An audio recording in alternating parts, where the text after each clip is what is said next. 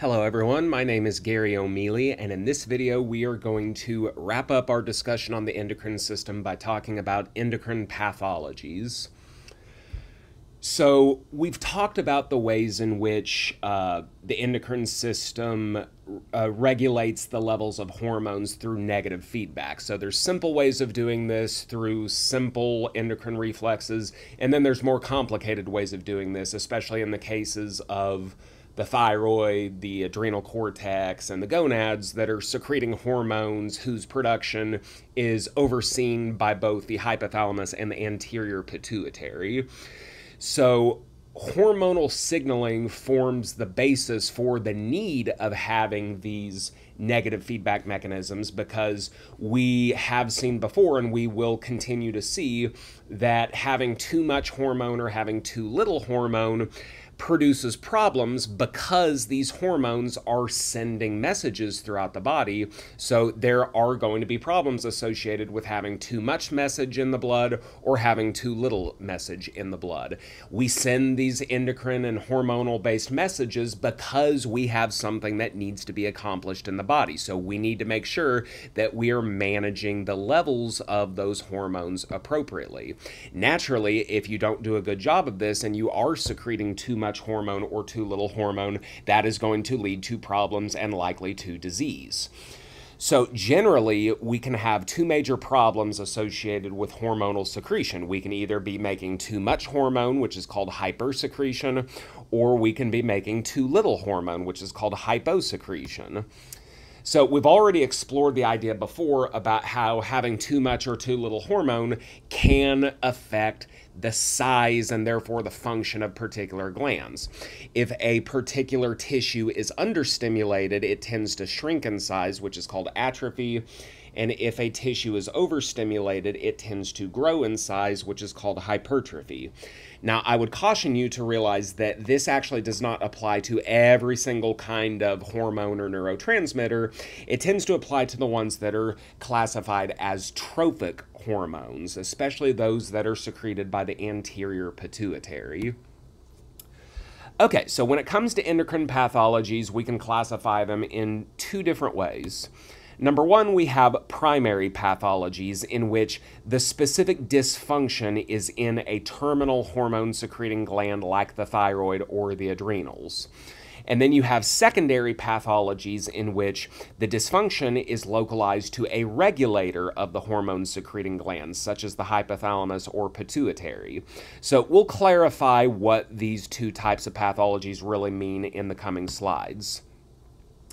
So when we're dealing with a primary pathology, the first thing we need to do is identify which gland it is in the pathway that secretes the hormone that is basically acting as the final regulator. It is going to be the hormone that contacts the final effector.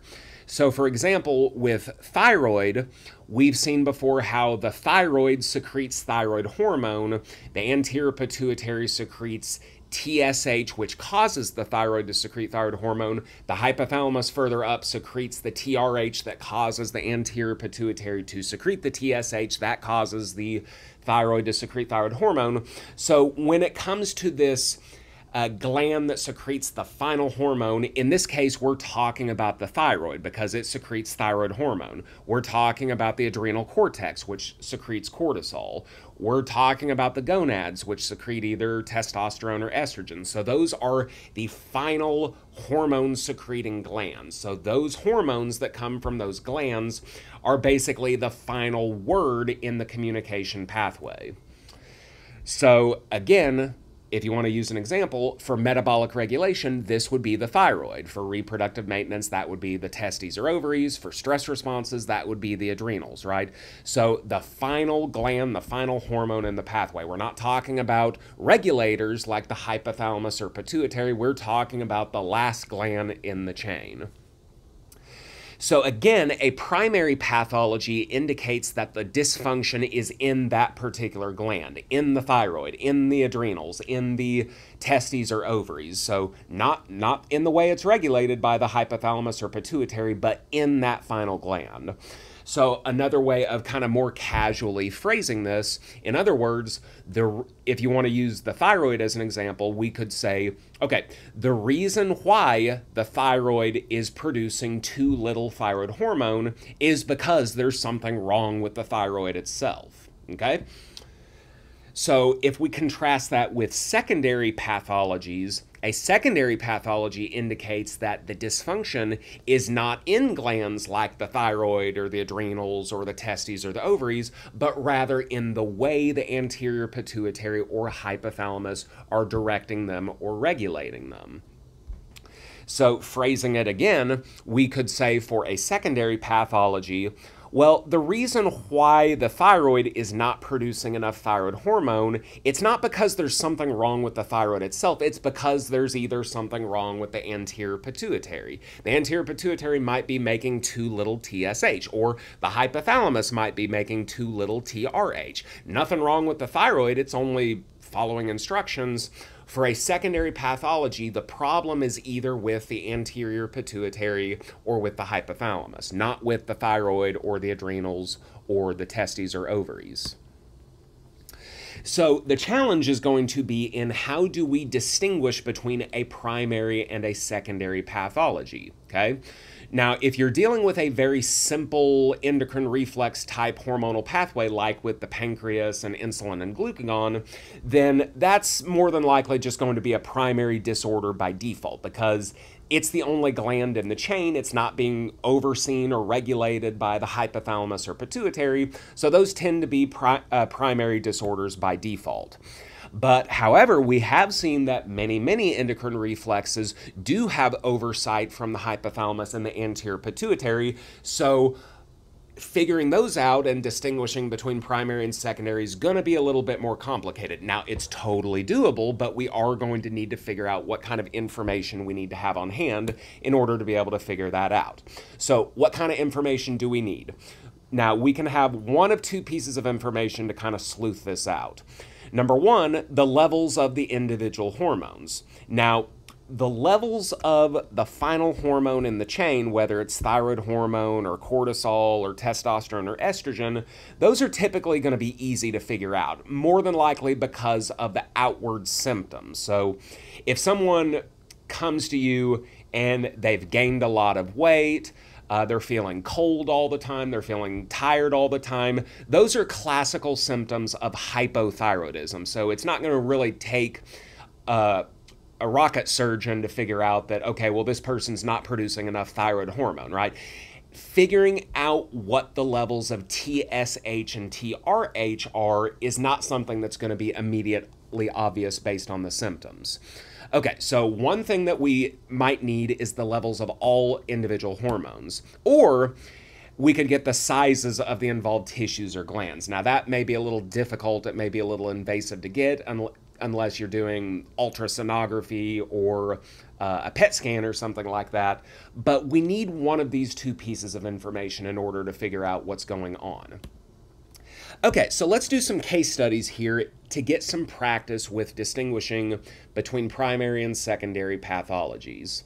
So in this particular case, say that we have a patient that's coming to your clinic or to your hospital, and they are presenting with classical symptoms of hypercortisolism. So what we can conclude from that is that the levels of cortisol must be very high, and those levels of cortisol are responsible for the outward-facing symptoms that this patient is presenting with.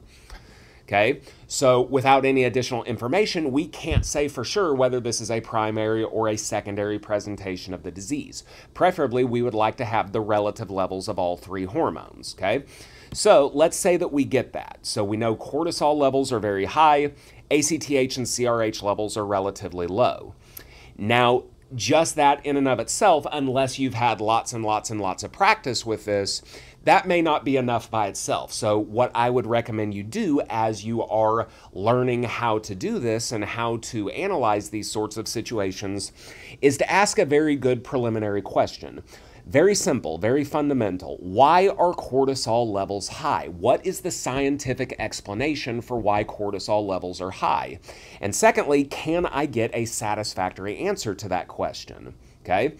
So if we see that cortisol levels are high, we really need to ask the question, well, what would ordinarily cause cortisol levels to be high? And what we have learned from past lectures is that the adrenal cortex produces cortisol in response to ACTH from the anterior pituitary.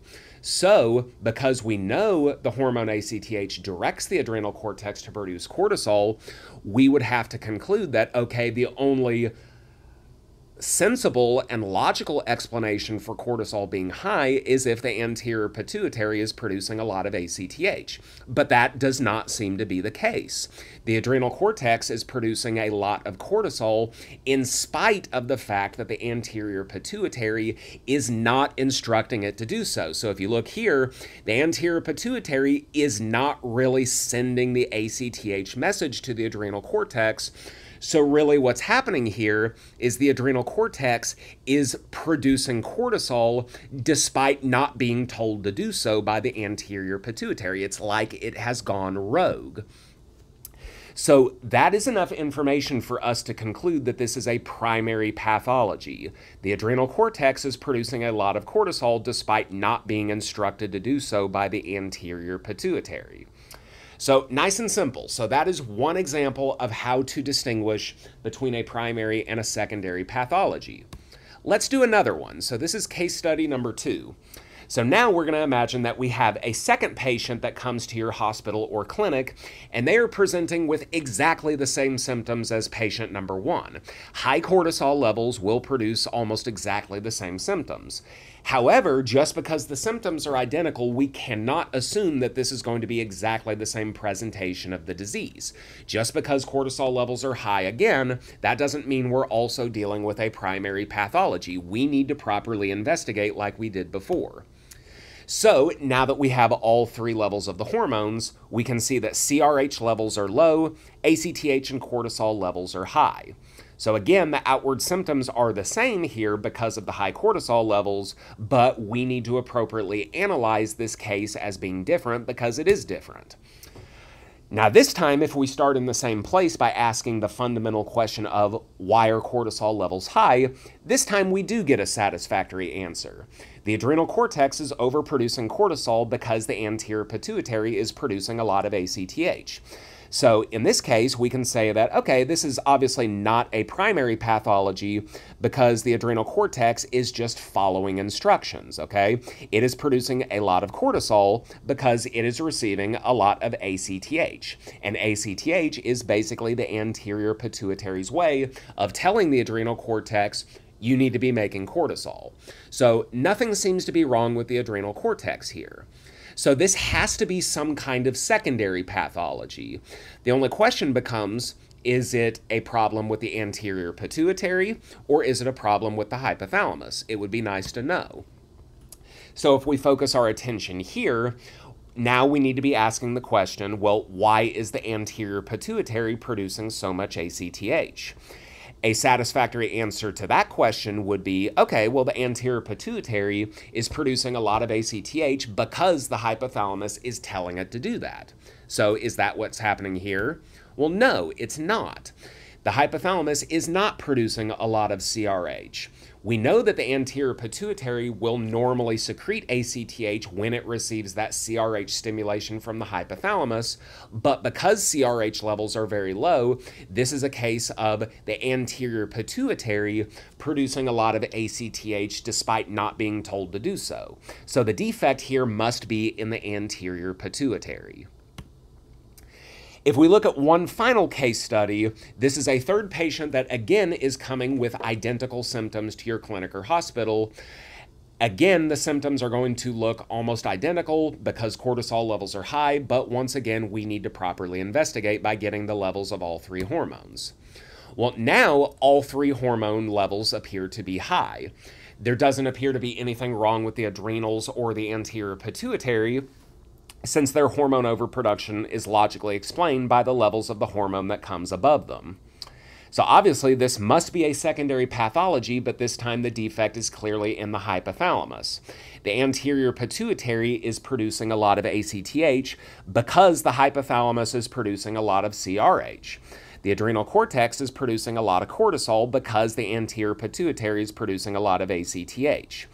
Normally, the way this should work is the high levels of cortisol should feed back on the hypothalamus and cause it to stop producing CRH, but that is clearly not happening here.